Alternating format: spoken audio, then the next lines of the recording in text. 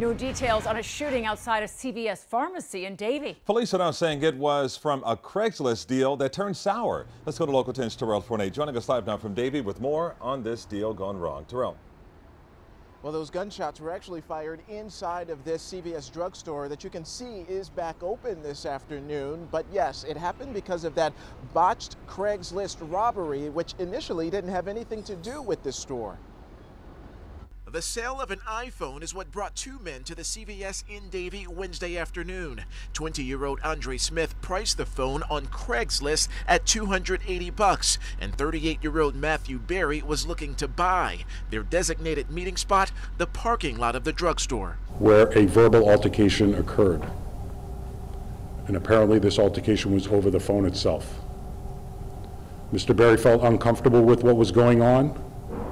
He attempted to leave in his vehicle, but he was blocked by Mr. Smith and his acquaintance. Police say Berry then retreated into the store, yelling for workers to call 911. Smith was in pursuit behind the man. Surveillance video shows the tense moments, which is now crucial evidence. It looks like Mr. Berry is attempting to get away from Smith.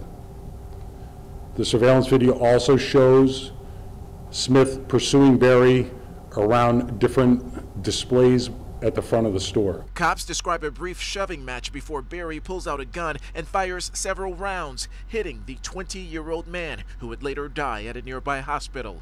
Berry surrendered to officers and spent hours being interviewed by police, but was eventually let go. Witnesses apparently all gave the same account, that Berry had reason to fear Smith, who was chasing him around the store, a man that investigators believe had a malicious intent.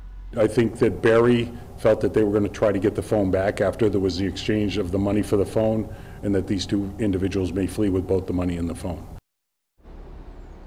And that man, again, Matthew Berry, has not been charged, but we do know that the surveillance video from this store, those witness statements, and some other key pieces of evidence will eventually be handed over from the Davie Police Department to the state attorney's office to determine if any charges should be filed. But investigators on this case, they are not ruling out self-defense.